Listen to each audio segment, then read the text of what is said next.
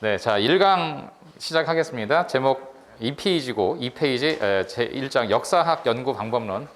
여기는 자주 나오는 문제는 아니에요. 최근 나온 문제는 10년 만에 한 번 봤습니다. 재작년에 한 번 나왔고, 그 전에는 10년 전에 한 번 나왔던 건데 10년 만에 한 번 나왔어요. 근데 그냥 간단하게 그냥 언급하고 갈게요. 자주 나오는 파트는 아니니까. 표가 있죠. 그 표를 가운데로 쫙 나눠서 왼쪽 오른쪽으로 구분하시면 되는데, 밑에 사진까지 사실로서의 역사 입장이 있어요. 여기서 얘기하는 사실을 할 때 사자는 일사자입니다. 한자로 일사자. 그럼 일사자라는 건 사건이란 뜻이죠. 사건. 그럼 사건을 중심으로 공부한다 이런 뜻이죠. 사건 중심. 자, 그건 무슨 뜻이냐면 공부하는 사람의 의견을 여기다 집어넣지 마라. 그러니까 역사학자의 오피니언, 생각을 집어넣지 마라는 뜻이에요. 신문으로 비유해 드리면, 신문에서 얘기하는 그냥 육하 원칙. 기자가 기사를 쓸 때 언제 어디서 누가 어떻게 왜 무엇을 그 정도만 얘기하는 거예요. 거기에 근데 기자가 앞으로 이런 부분이 어떻게 기추가 뭐 어떻게 될지 뭐 제 생각 이렇게 얘기하면 안 돼요. 그냥 언제 누가 뭐 어디서 언제 뭐가 발생했습니다. 그걸로 끝나는 거예요.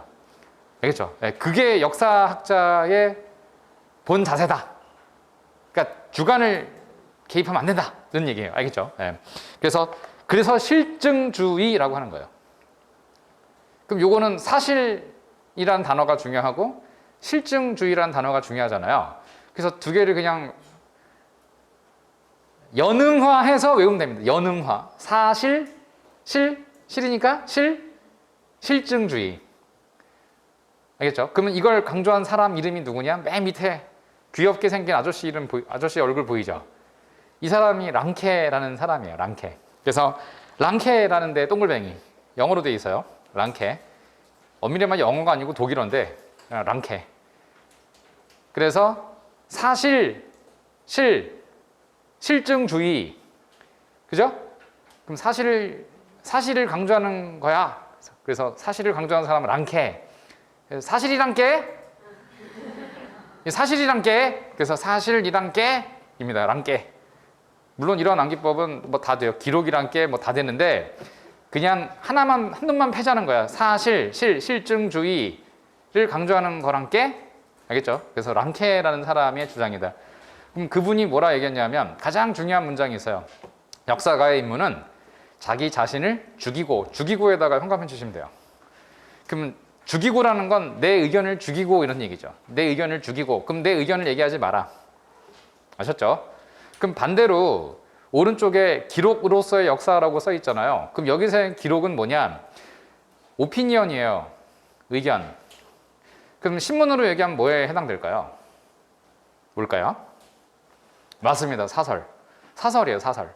그러니까 얘 뭐 예를 들어 그 신문도 두 종류 신문이죠. 우리나라에 우파 신문이 있고 좌파 신문이 있잖아요. 그래서 보수 신문 뭐 이른바 진보라 표방하는 신문들이 있는데, 거기 보면 사설 보면은 똑같은 우리나라의 민주당 정부인데도 불구하고 어떤 신문은 엄청 민주당 정부 잘한다, 뭐 계속 추진해야 된다 어쩌고 이렇게 얘기를 하면, 또 반대쪽에선 이러다 나라 망한다 뭐 이런 사설도 있죠.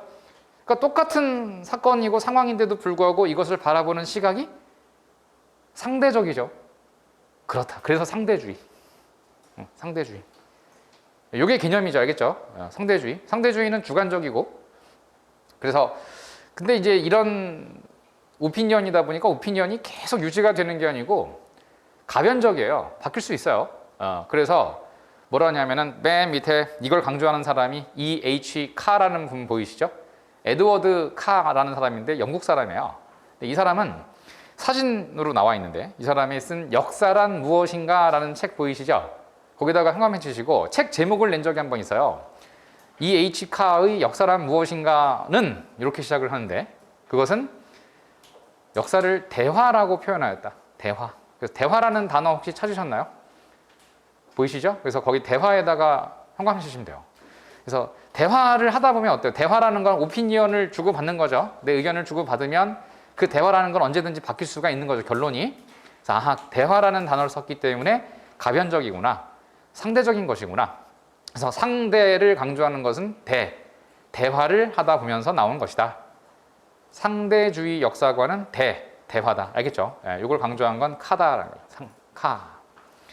그래서 이 두 개를 구분하시면 된다는 거예요. 근데 이게 많이 나오는 파트는 아닌데 그렇다고 아예 없는 건 아닙니다.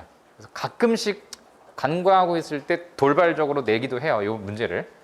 뭐 내년 시험에 나올까 하는 생각이 들면은 저 같으면은 안 나올 것이다 이렇게 생각을 해요. 안 나올 것 같다. 안 나올 것 같지만 그렇다고 해서 여러분들한테 강의를 안 할 수는 없어요. 나온 적은 있었기 때문에. 자, 그 다음에 3페이지가 나오는데 3페이지 안 합니다. 이거는 안 하는 이유가 뭐냐면 잘 안 나온다는 거죠. 선생님 만약에 나오면요? 이럴 수 있어요. 선생님 이거 나오면 어떻게 할 건데요? 떼는 거죠, 뭐 그냥. 떼는 거예요. 알겠죠? 그냥. 근데 뭐 안 나올 거예요. 나온 적이 없으니까. 아니, 많이 나온 문제들도 공부를 안 하는 게 여러분들인데 실제로 그렇거든요. 많이 나오는 문제들을 위해서 야, 이거 엄청 중요해. 이거 맨날 나와. 이거 밑줄 완전 별표 막 3개 쳐. 근데 틀리고 와. 그런 여러분들한테 이런 걸 강의할 시간은 없어요. 알겠죠? 그러면 4페이지 안 나와요. 왜냐하면 2008년에 내고 그 다음 안 냈어요. 2008년에 내고 나온 적이 없어요, 이거. 그 다음 페이지 넘어가고 6페이지. 여기부터 뭔가 깝깝해지는데 한국사의 사관을 저는 먼저 강의를 하거든요. 근데 이게 원래 어디서 나와야 되냐면은 개항기 공부하면서 나오는 파트예요. 그런데 왜 저는 여기서 이걸 가르치냐면은 사관을 공부했잖아요, 지금. 그러니까 역사를 바라보는 관점은 다를 수 있다. 거기에서 착안해가지고 상대적인 역사관을 강조하다 보니까 우리 역사에 대해서 일본인들이 생각하는 우리 역사관이 있고 한국사가 있고 우리들이 생각하는 한국사의 차이가 있다는 걸 알게 됐어요. 그럼 분명히 상대적인 거죠. 일본의 대한국관, 한국인들의 한국관, 똑같은 한국의 역사를 공부한 사람들인데도 일본인들이 바라보는 한국사와 우리가 바라보는 한국사는 다르더라 이거예요. 그 차이를 공부하는 것입니다. 알겠죠? 예. 그래서 요거는 좀 내용이 좀 복잡하고 어려워요. 사실 이론적으로. 그래서 이것은 도식화해야 합니다. 그래서 도식화하려고 하다 보면 이렇게 필기를 해야 되거든요. 그래서 필기를 좀 하겠습니다. 그래서 6페이지부터 필기를 할 건데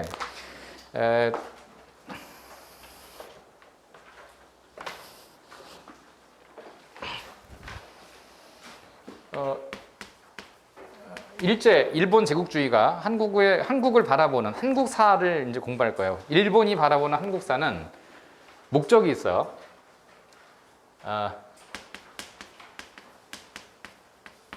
한국을 식민지로 보는 겁니다. 일본이 지배를 하고 빼앗아야 할 나라로 본 거예요. 그래서 이것을 식민사관이라고 합니다. 식민사관. 그래서 식민사관은 다른 말로 침략사관이죠. 한국을 지배하기 위한 침략과 지배를 하기 위한 정당성 부여 스스로 야, 우리 일본이 니네 한국을 지배해야 해. 그게 한국의 운명이야. 이런 거를 역사적인 당위성에서 찾으려고 한 거예요. 일본의 한국 지배를 정당화하기 위한 근거 마련. 그게 식민사관인 거예요. 그럼 그 내용이 뭐냐 하면은 한국은 원래 한국의 특징이에요. 타율적이야. 타율적이라는 건 이 타자가 다른 나라의 지배를 받는 걸 되게 좋아하는 민족이야. 그럼 우리 민족이 중국이 옆에 있고 일본이 옆에 있잖아요. 세계 최강대국 두 나라가 양옆에 있죠. 그러다 보니까 그 틈새에 끼어가지고 양쪽에서 고래 싸움에 새우등 터지듯이 터진 게 늘 터져온 게 한국인들이야. 그게 한국의 역사야. 그러다 보면 중국의 힘이 강할 때는 중국의 영향을 받는 나라고 중국의 지배를 반대로 일본의 힘이 강할 때는 일본의 지배를 받는 게 한국 민족인 거지. 이게 일본인들의 생각인 거예요. 그러니까 한국은 항상 역사적으로 중국이나 일본의 지배를 받는 걸 당연하게 생각했어. 알겠죠? 이게 타율성이에요. 한국의 본성이 스스로 자율적으로 나라를 움직일 수 있는 능력도 없고 의지도 없어. 항상 중국과 일본에 빌붙어서 4대하고 친일파, 친중국파, 친중파, 친일파들이 항상 한국의 지배층들의 성격이라 할 수가 있는 것이지. 이렇게 보는 입장이에요. 또 두 번째가 정체성을 강조합니다. 정체성은 이 정이라는 글자가 스톱이에요. 스톱. 한국이 가끔씩은 자기들이 스스로 정권을 세우고 왕조를 운영할 때가 있는데 그때는 한국인들이 발전을 하지 못해. 항상 퇴보하거나 발전하지 못하고 그냥 그대로 유지가 되는 미발전의 나라인 경우가 많아. 그럼 이 두 가지 결론을 합치면 무슨 결론을 내릴 수 있냐면, 그러므로 한국이 발전을 하기 위해서는 스스로 정권을 운영해서는 아니 되고 일본이나 중국의 강력한 지도나 지배를 받아야만 한국은 발전할 수 있는 거야 라는 거예요. 그래서 이것이 결국 식민지가 되어야만 한국은 근대화를 이룩할 수 있어. 또 까먹었네요. 근대화라고 하는 건 그래야 한국의 발전이 이룩될 수 있어. 그럼 한국은 일본의 지배를 받아야만 한국이 발전할 수 있다라는 이론이 나오는 거죠. 그래서 다시 돌아오면, 그래서 결국은 식민지 근대화라는 걸 내세우면서 침략을 한 것입니다. 알겠죠? 그래서 이게 핵심이에요. 그럼 이런 한국사를 왜곡한 거죠. 이건 왜곡이라 할 수 있는데, 한국사를 왜곡한 일제의 식민 통치 기구의 조직이 있어요. 그 조직이 무엇냐를 물어볼 수 있거든요. 그 조직은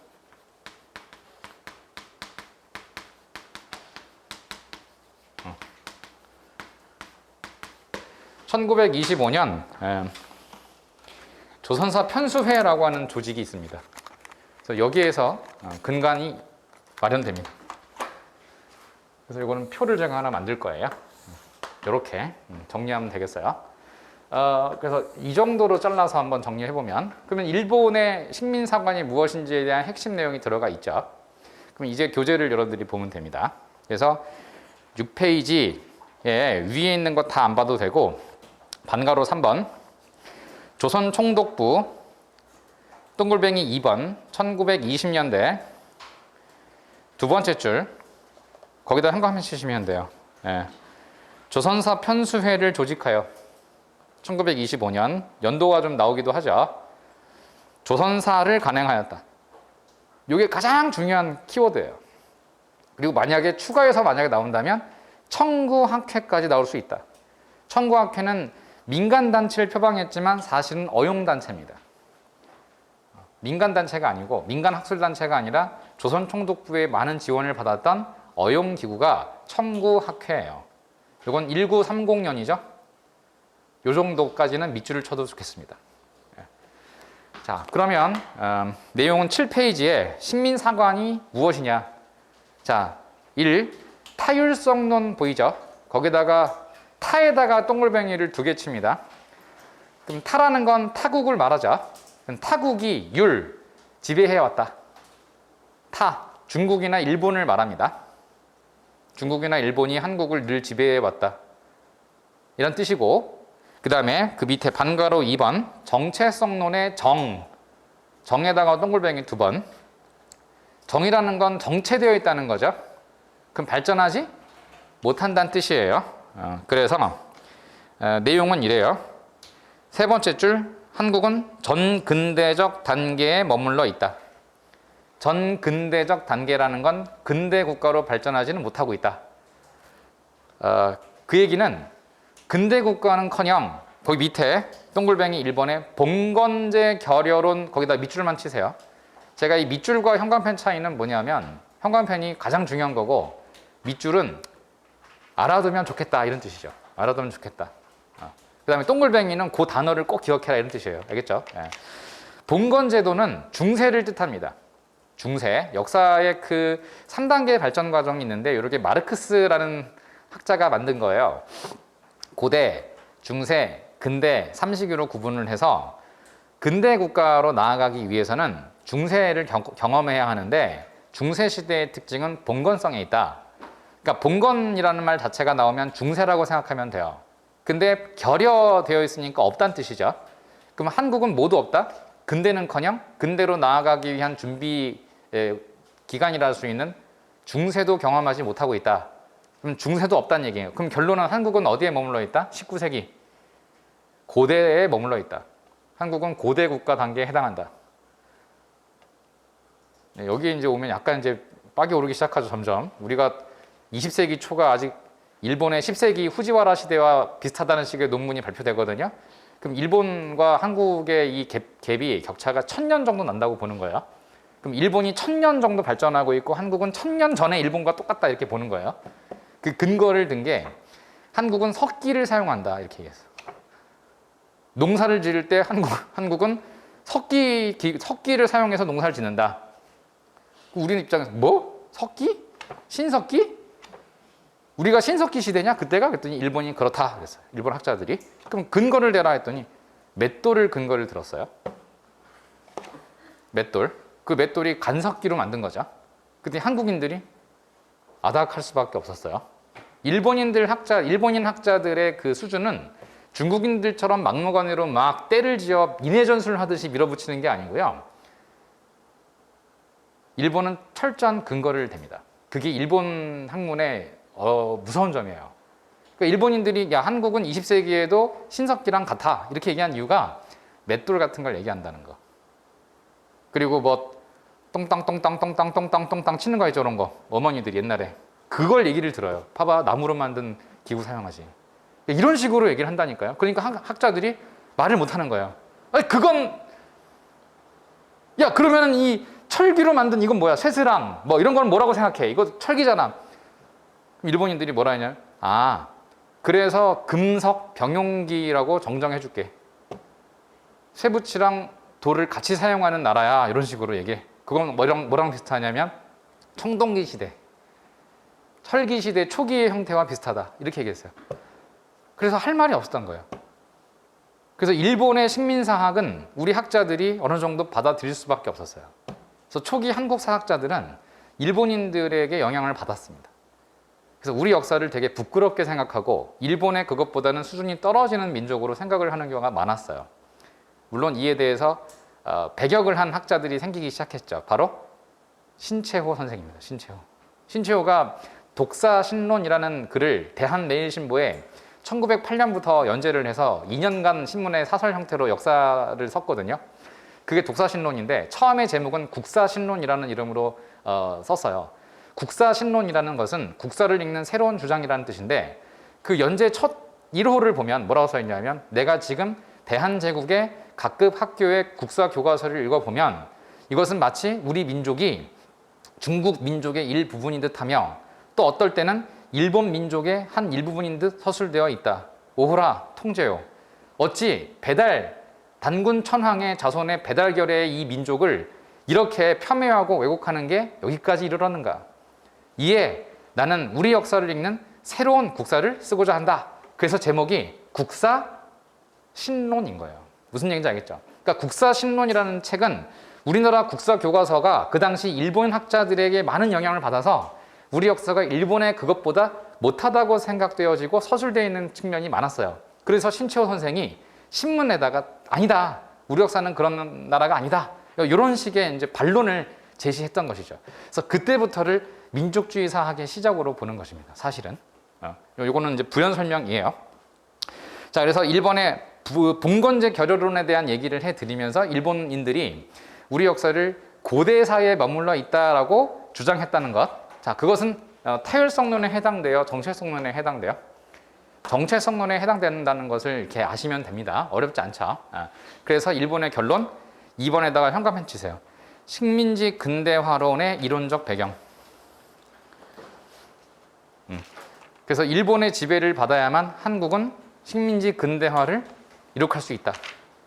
이렇게 주장을 했던 거예요. 그럼 결국 식민 지배를 위한 근거 혹은 정당성을 스스로 만들어낸 것이죠. 여기까지 이해되시죠? 예. 자, 그 다음 두 번째. 예.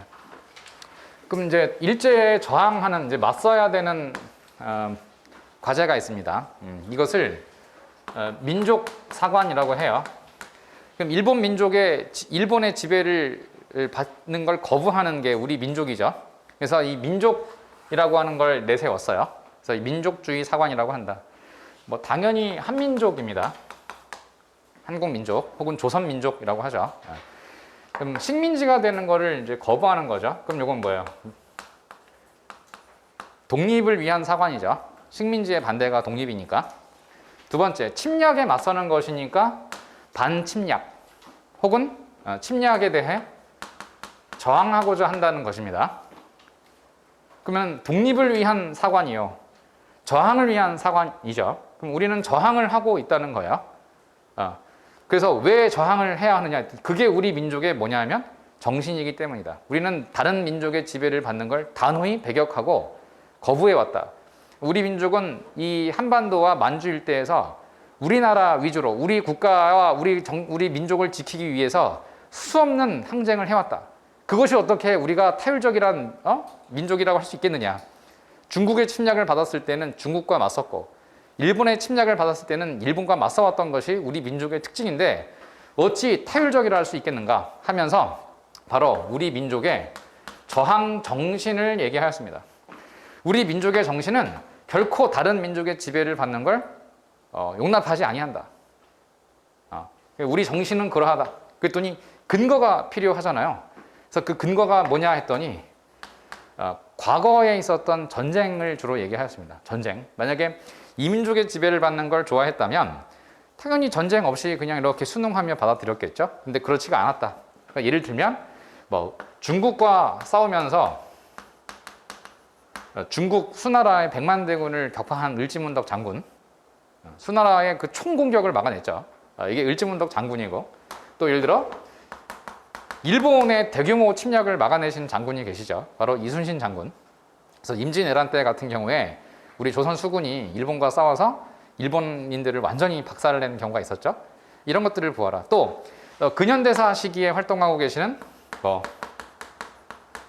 이토 히로부미를 앞세워서 우리 민족을 침략해왔던 우리 한민족의 원수 이토 히로부미를 안중근 의사가 저격 사살한 사건, 이런 것들을 보면은 우리가 어떻게 일본인들의 침략을 좋아할 수 있겠는가라는 것이죠. 그래서 이러한 분들이 바로 우리 민족의 저항 정신을 상징적으로 보여주시는 분들이다라고 얘기를 한 것입니다. 또 이런 정체성론에 맞서서 아니다, 우리 민족은 이렇게 발전하지 못하고 온 게 아니라 우리 민족은 우리 나름대로의 발전을 하고 있다라고 하는 걸 또 증명하고자 하는 시도를 합니다. 그러므로 당연히 식민지 근대화론도 배격을 했던 것이죠. 그럼 이런 그 민족주의 정신, 민족 정신을 강조한 학자들은 누가 있느냐? 우리가 나라를 잃은 상태에서, 즉 대한제국이 멸망을 하고요, 1910년에 멸망하고 제대로 된 그 국사를 연구하는 기구가 없었어요. 실제로 대한제국 내에서도 국사만 따로 연구하는 그런 기구가 없었습니다. 최근에는 국사편찬위원회라고 하는 게 있죠. 과천에 가면 있거든요. 그래서 국사편찬위원회가 엄청 크게 있어요. 과천 부지에. 근데 대한제국은 없었어요.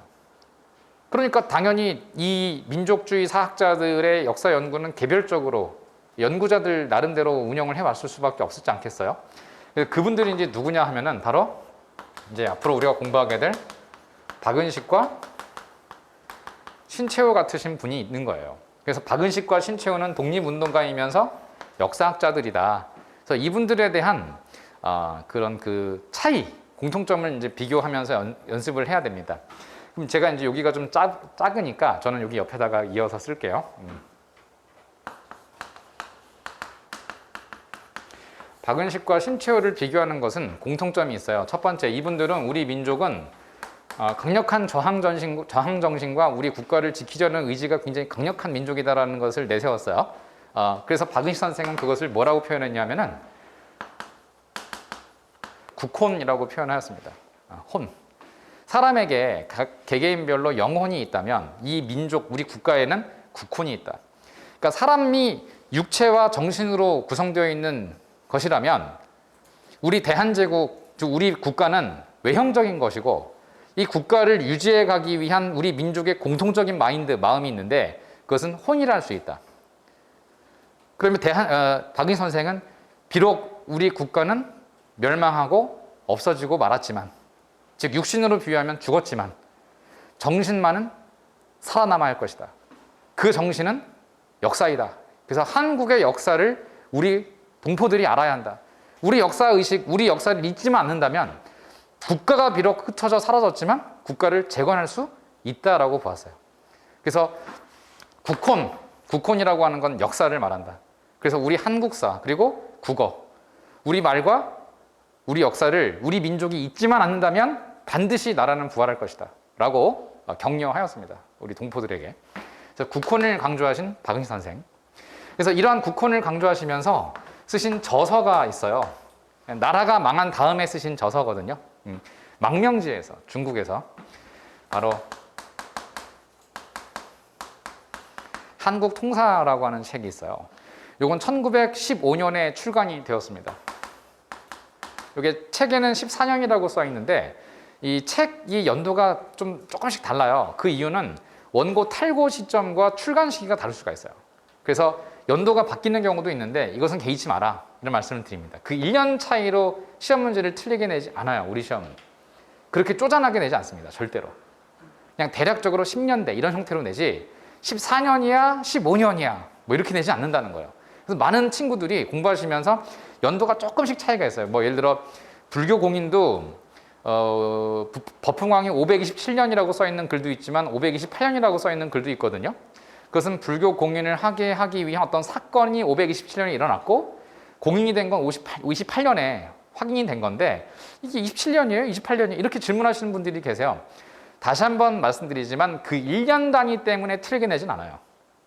만약에 1년 단위로 틀리게 낸 적도 없지는 않은데 그런 경우에는 명백한 경우, 완벽하게 명백한 경우가 아니면 잘 안 냅니다. 그래서 최근에는 그렇게 잘 안 내요. 예전엔 그 1년 차이로 바꿔냈던 그 스타일의 문제들은 서울시 문제입니다, 원래. 서울시 공무원 시험 문제는 1년 단위로 틀리게 내기도 했어요. 근데 그거는 이제는 대세가 아닙니다. 그런 1년 단위로 틀리게 낸 게 2010년까지예요, 2010년까지. 그래서 2010년 문제에서 1년 단위로 막, 13도 의군, 뭐, 권업회, 뭐, 성명회, 뭐, 신민회 해산, 그 중에 같은 해에 일어난 게 아닌 것은? 뭐, 이딴 식의 문제가 나온 적도 있어요. 근데 최근에는 그렇게 안 냅니다. 알겠죠? 네. 그래서 그런 건 전혀 염두에 두지 않으셔도 되고, 자, 한국 통사에 국혼이라고 하는 게 들어가 있다는 거. 그럼 이 통사가 뭐냐면은, 통자가 이게 고통이라는 뜻이에요. 고통. 그 영어로 얘기하면 a pain, 그죠? 뭔가 굉장히 고통스러운. 그러면 이 통사에 이렇게 쓰여져 있는 모티브는 통한의 역사. 그러니까 이 한국의 그 통한의 역사에 대해 서술한다. 바로 나라를 빼앗기던 과정을 써놓았어요. 너무나도 고통스럽고 한스러운 역사이다. 그래서 대한제국 멸망하는 과정, 일본에게 나라를 빼앗기는 과정에 대해서 쭉 써놨어요. 그럼 이 글을 읽다 보면서 무슨 생각이 드냐면은 굉장히 막 슬픕니다. 슬프고 되게 분노스러워요. 근데 이게 단순하게 슬픔과 분노로 끝난다면은 그거는 그냥 패배 역사가 되는 것이죠. 그래서 4년 뒤에 박은식 선생님이 크게 뭔가의 이 변화가 생깁니다. 그게 뭐냐면 4년 뒤면 몇 년이에요? 4년 뒤면? 1919년이죠. 그러면 1919년이면은 박은식 선생이 해외에 계시며 중국 상해에서 활동하고 계셨는데 너무나도 감격스러운 일들이 생깁니다. 바로 국내에서 꿈에도 그리워하는 조국에서 3.1 운동이 터졌다는 소식을 듣습니다. 그래서 온 민족 2천만 명 가운데 750만 명이 전국에서 일어나서 조선 독립 만세를 외치며 일본과 싸우는 그런 엄청난 사건이 발생합니다. 식민지를 겪는 나라에서 일어난 최초의 사건. 아시아에서, 아시아 식민지, 뭐 물론 아시아만이 아니고요. 다른 나라 마찬가지예요. 가혹한 식민 통치를 당하던 아시아의 여러 민족 국가들 가운데서 첫 번째로 일어났던 우리 국민 전체가 일어났던 사건이 3.1운동. 그러므로 이 3.1운동은 우리 민족에게만 중요한 사건이 아니고 전 세계사적으로 매우 중요한 사건이다. 왜냐하면 식민지를 겪고 있던 민족에게 희망을 주었기 때문이다. 그래서 당시 1931년 인도의 지성이었던 노벨 문학상에 빛나는 타고르라고 하는 시인은 코리아는 한국은 아시아의 타오르는 등불.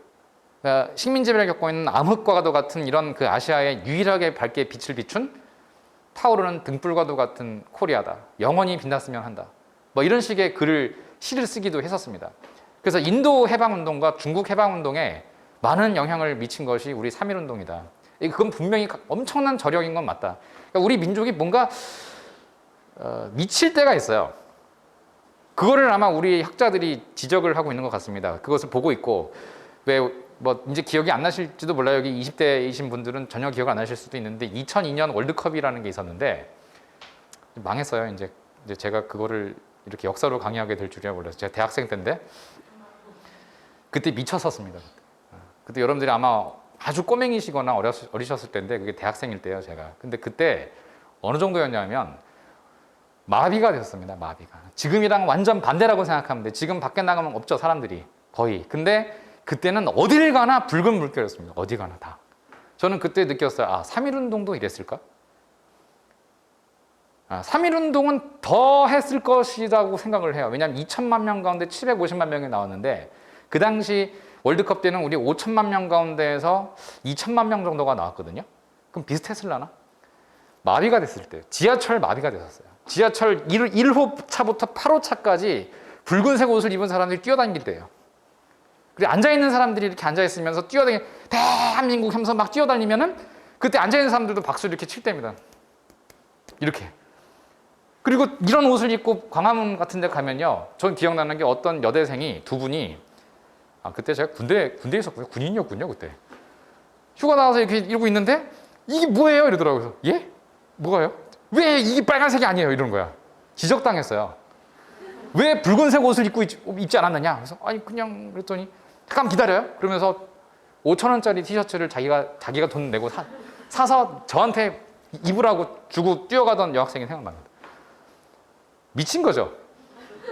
그때는 정신이 다 나가 있을 때예요. 그럼 저도 당연히 감사합니다. 이렇게. 그걸 아마 지적하는 게 아닌가. 그래서 1919년 3.1운동이 폭발을 하자 해외에 있던 우리 그 지사들이 굉장히 큰 감격에 겨워합니다. 그래서 이때 박은식이 쓴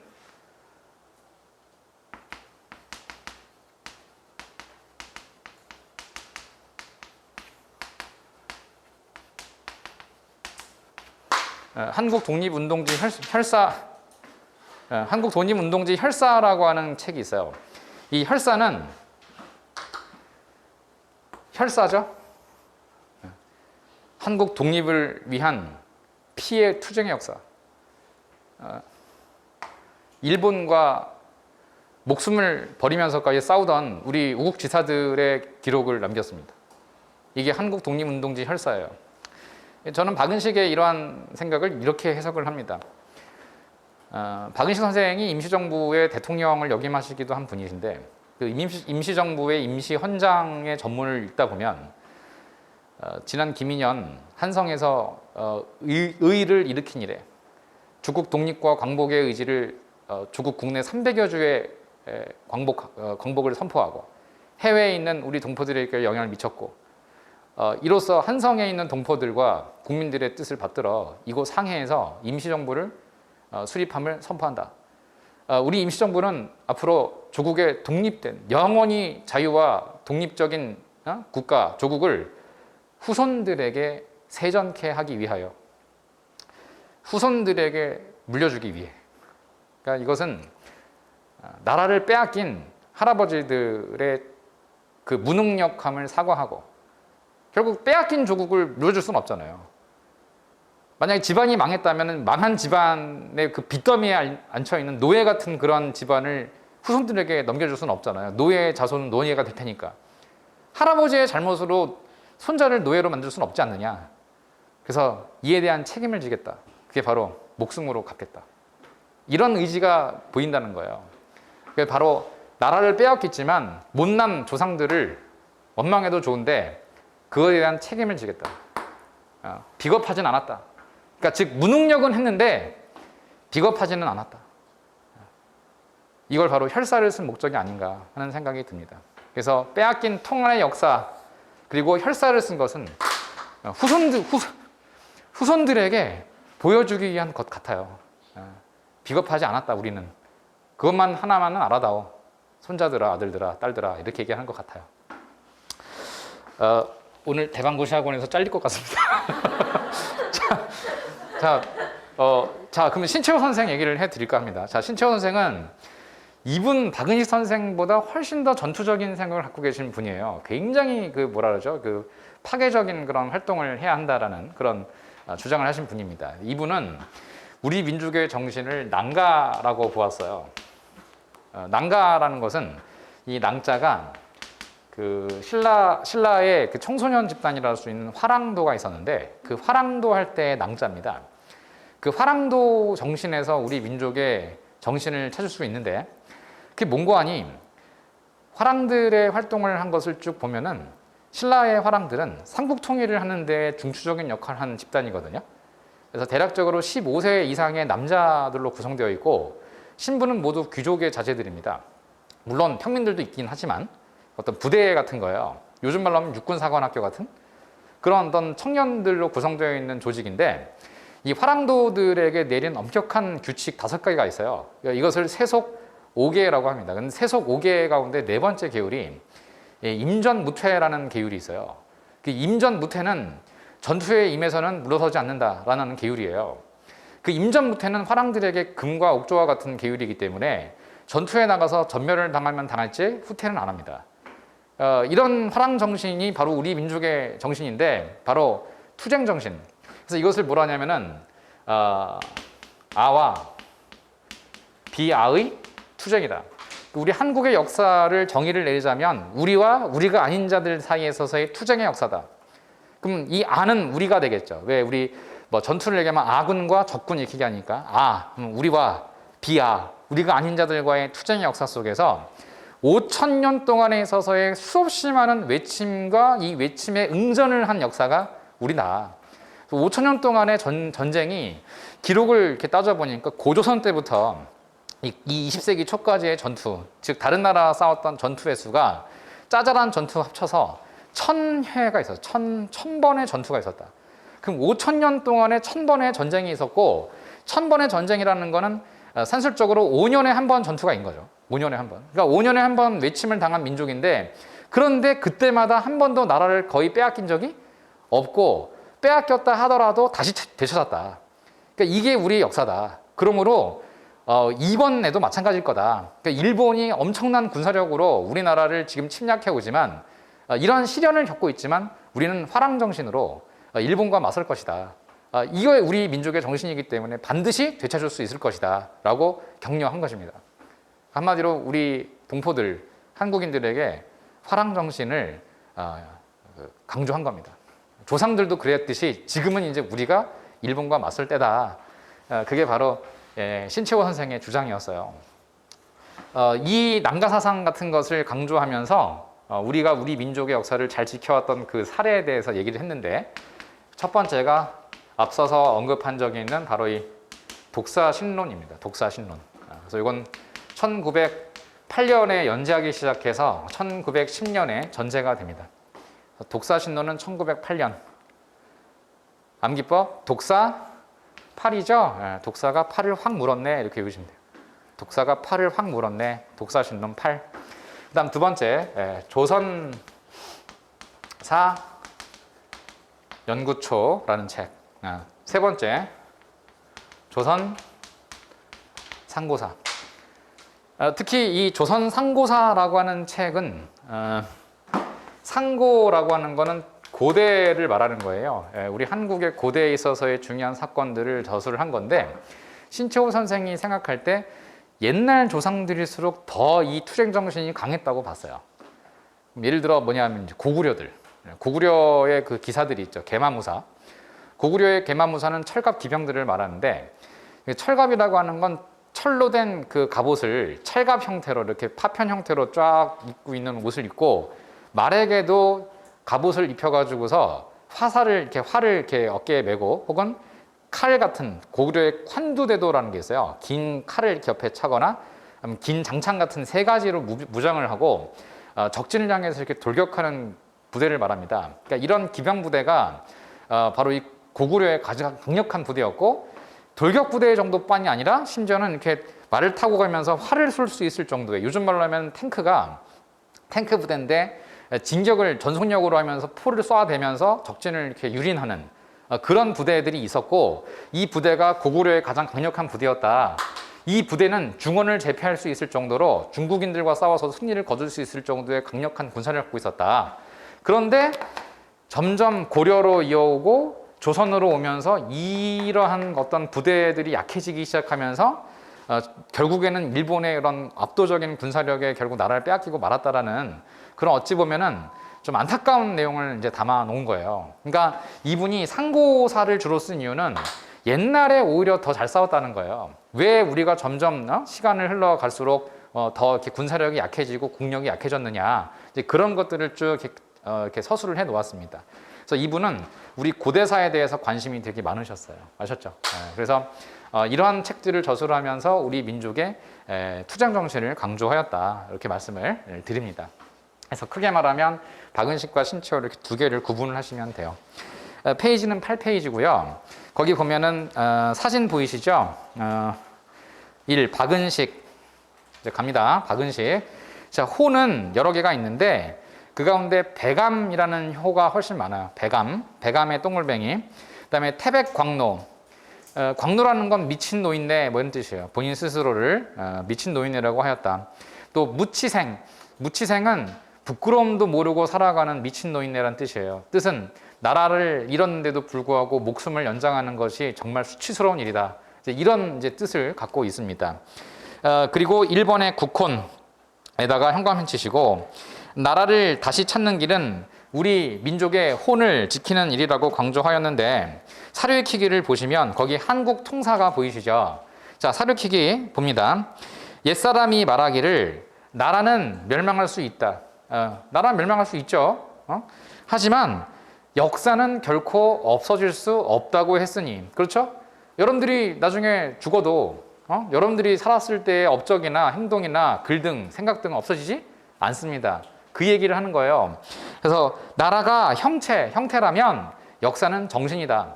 그러므로 나라가 형체가 없어졌다고 하더라도 역사를 잊지 않는다면 나라를 다시 되찾을 수 있을 거다라고 본 거예요. 알겠죠? 이게 한국 통사라고 하는 책입니다. 중요하죠? 거기다 별표를 땅 치시면 됩니다. 나라가 형체라면 역사는 정신이다. 이것이 내가 역사를 쓰는 까닭이다라고 했어요. 그리고 저서 국권 피탈 이후 만주로 망명 그리고 현관펜 치십시오. 한국 통사 여기는 1914로 되어 있죠. 근데 제가 연도는 두 개로 표기해 드렸어요. 1915로 나온 적도 있었기 때문입니다. 그리고 한국 독립운동지 혈사 1919죠. 등 국사연구를 본격적으로 하였다. 일단 가장 중요한 것들 위주로 강의해 드릴게요. 알겠죠? 그래서 이것만 뭐 꼭 나온다 이건 아니고 이것만 나온다가 아니라 이건 알아라. 이건 알아라의 취지입니다. 그러니까 뭐 수학으로 얘기하면 필요 조건과 충분 조건이 있는데 이거는 뭐예요? 필요 조건에 해당되는 거예요. 그러니까 반드시 알아야 되는 거 위주로. 충분하지는 않지만 필요하다 이렇게 생각하시면 돼요. 다음 페이지. 신채호 선생이시죠. 아우 얼굴이 벌써 왠지 좀 독사 같으세요, 그죠? 독사 같은 아주 사나운 얼굴을 갖고 계신 분입니다. 아우 찔러도 피 한 방울 안 나올 것 같은 분이시죠. 이게 바로 신채호 선생인데 이 신채호 선생은 1번에 아와 비아의 투쟁이라고 했어요. 거기다가 현관펜 치세요. 그래서 아인 우리 민족의 주된 사상을 화랑도 정신인 난가 사상이라 하였다. 난가 사상, 난가에 현관펜 치시고. 그래서 조선상고사 총론 거기다 현관펜 치세요. 사료익히기. 조선상고사 하면서 역사란 무엇인가 라고 시작을 합니다. 인류사회의 가로 아와 비아의 투쟁이 가로 닫고 아와 비아의 투쟁이 시간과 공간에서 이루어진 과정의 연속이다 이렇게 얘기했어요. 시간과 공간 속에서 이루어진 사건이다 라고 하였습니다. 이게 조선상고사 신채호. 그 다음에 2번 저서 독사 신론 몇 년?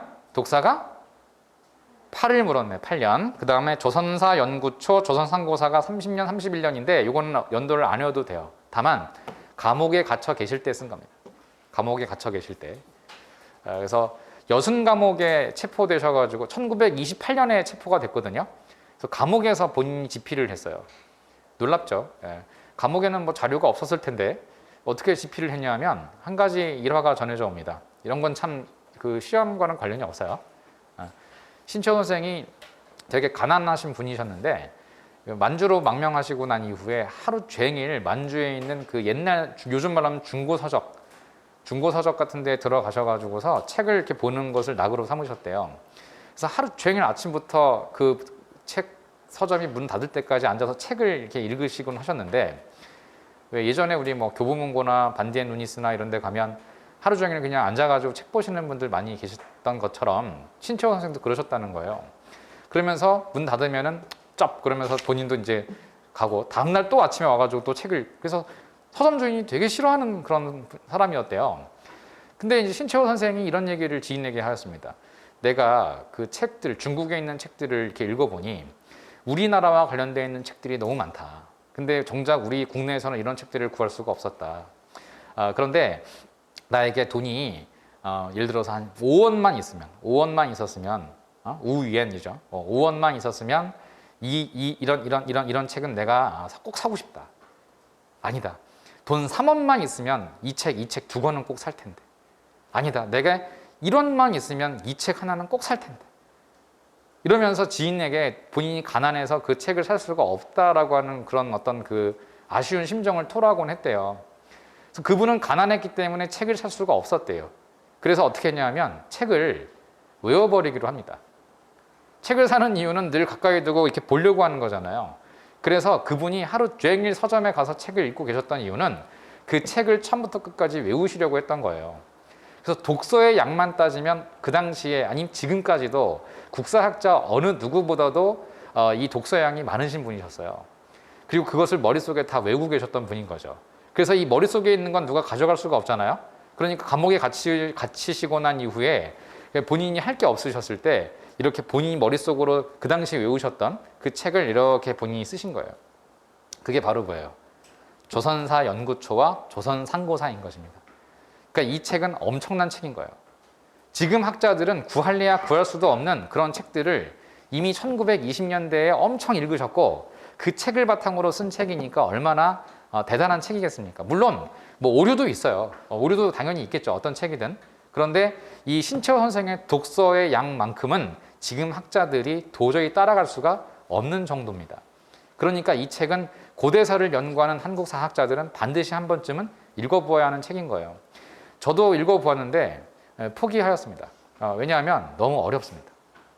저도 어렵습니다. 어려운 책이고 도저히 이 내용이 무엇인지가 가늠이 안 되는 부분이 많아서 저희 집에는 있는데 포기하고 그냥 책장에 꽂아놓은 책 가운데 하나가 조선상고사입니다. 그 정도로 신채호 선생의 그 학문적인 수준은 매우 높으셨다고 여겨집니다. 그래서 이 세 개 정도를 꼭 여러분들이 기억하시면 되겠어요. 알겠죠? 하나 정도 더 해볼까 합니다. 그 3번 보면 11페이지 갑니다. 자, 11페이지에 민족주의 사학의 계승이라고 나오죠. 요것도 별표를 치시고 요거는 이 흐름을 이어가시는 분들이 있어요.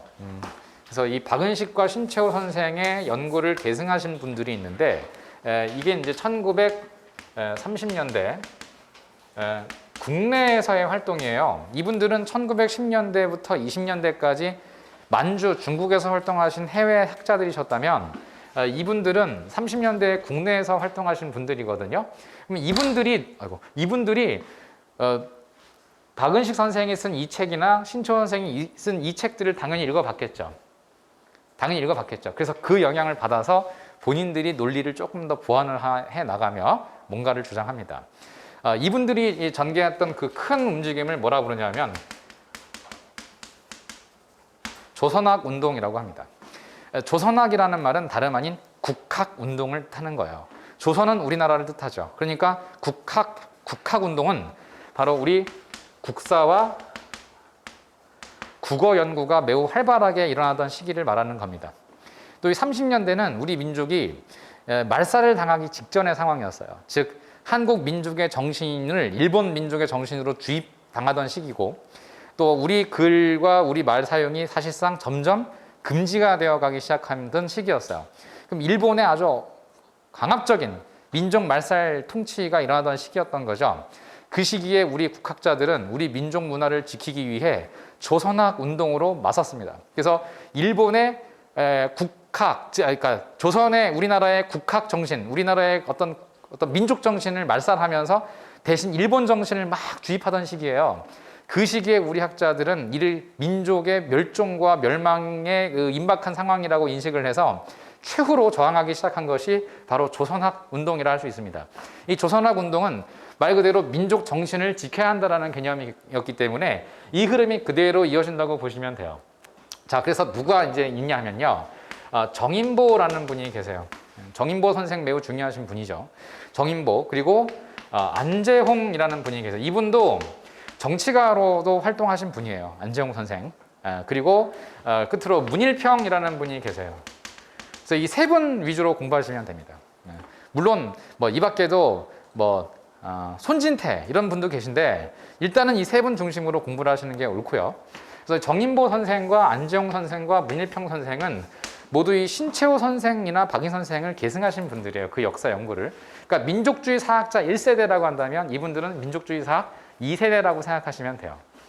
정인보 선생이 일단 그 강조했던 민족 정신과 저서 등을 이제 구분을 해서 이렇게 정리를 하겠습니다. 정인보 선생은 우리 민족의 고유한 정신을 얼이라고 표현하였습니다. 얼.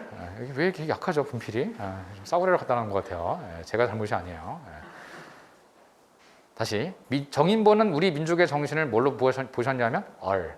이 얼이라고 하는 거는 여러분들 지금 이렇게 얼굴 있죠, 얼굴. 그 얼굴이 바로 얼입니다. 그러니까 여러분들의 마음과 정신이 얼굴에 드러나 있는 거예요. 그래서 이게 얼굴이라고 부르는 이유고요. 그래서 생각이 발현된 거, 그게 얼굴입니다. 그래서 지금도 왜 막 이러죠. 야, 너 오늘따라 왜 이렇게 어리버리해? 뭐 굉장히 어리버리하다 할 때 그 어리버리가 여기서 나온 말이에요. 얼. 원래 뜻은 어릿하다. 어릿하다고 어릿광대라는 말도 여기서 나왔어요. 그래서 이 얼이라고 하는 것이 우리 민족 고유한 정신이다라고 하였어요. 얼. 그래서 국민교육 헌장에도 나오는 말입니다. 조상의 빛나는 얼을 오늘에 되살려 민족 중흥과 국가 중흥에 이바지할 때이다. 이게 교육의 목표다라고 얘기를 하였고요. 그래서 이 얼이라고 하는 것을 강조하신 분이 정인보. 문일평이라는 분은 우리 민족의 마음을 강조하였습니다. 이걸 심이라고 하는데 이 우리 민족의 마음이 뭐냐면은 저는 이렇게 물론 문일평 선생도 마찬가지지만 부모의 마음이라고 저는 생각을 해요.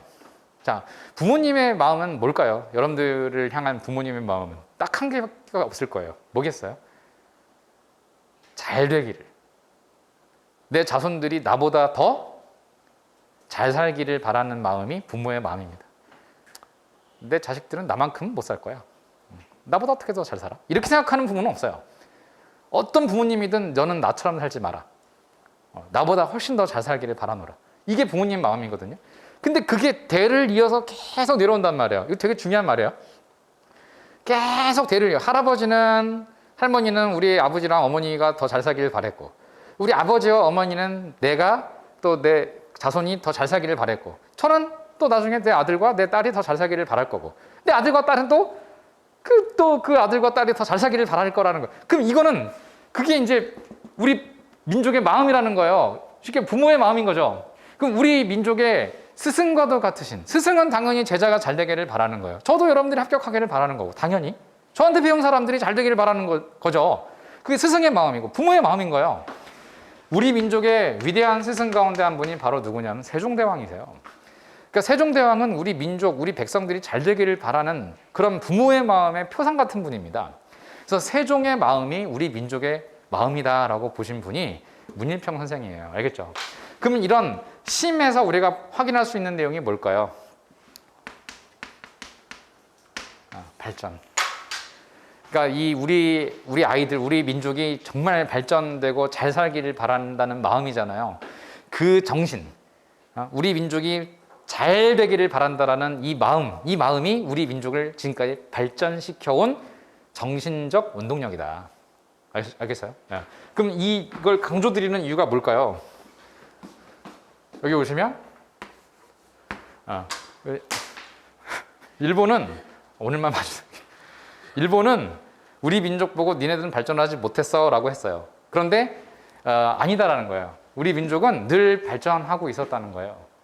그 발전할 수 있었던 원동력, 근거를 뭐로해서 찾았냐면은 정신력에서 찾았습니다. 정신력. 의지, 마음. 알겠죠?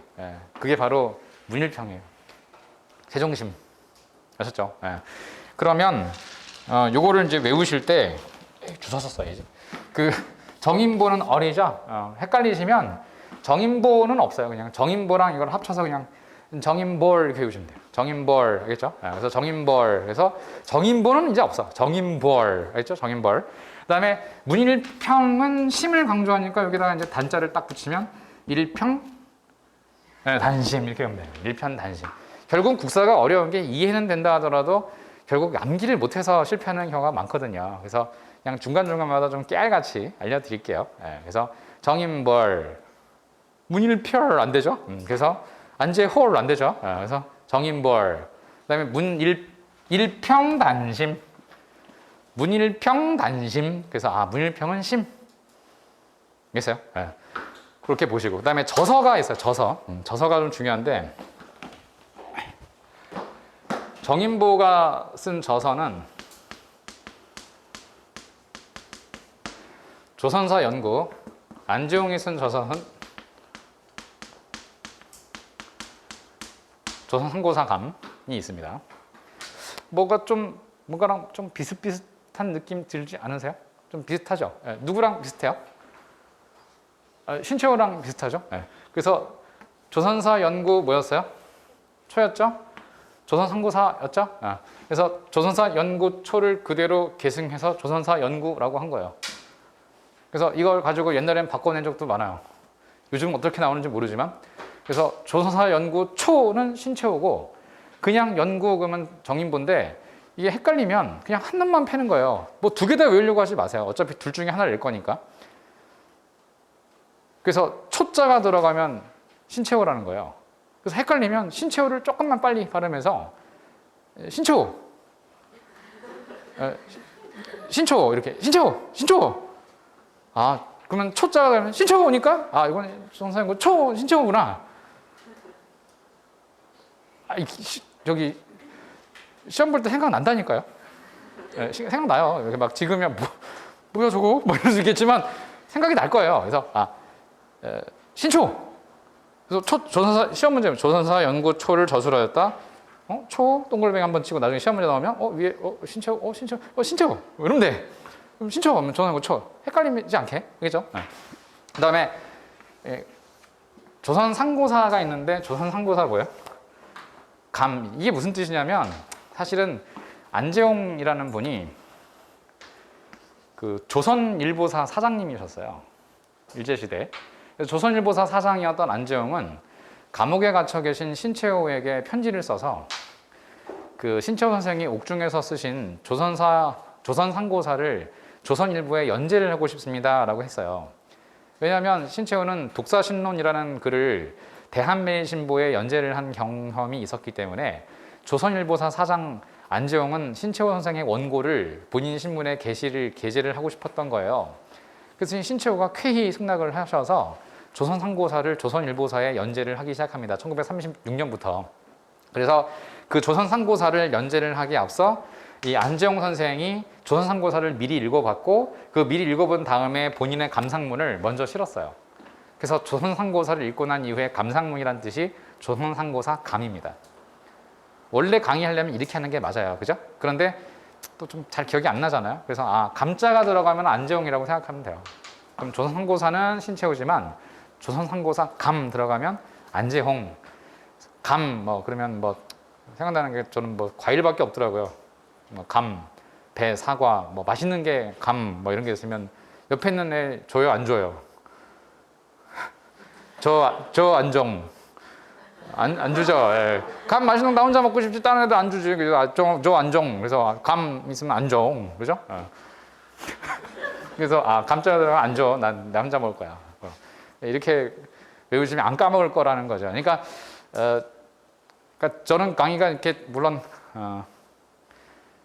되게 이상하진 않아요. 이상하진 않고 정상적인 강의를 하는데 정상적인 강의를 할 때 이제 학생들이 잘 못 외워요. 근데 그 못 외우는 포인트를 제가 알아요. 그러니까 그 포인트를 알려고 어떻게 하면 이걸 애들한테 이걸 알려줄까 이렇게 고민하다가 이따위 이제 암기법이 나온 겁니다. 그래서 정인벌 이런 거, 일편단심, 문일평, 신초 이런 거, 그다음에 감 안정 이런 거. 그래서 조선상고사 감 그러면 안정. 여기까지 할까요? 여기까지 합니다.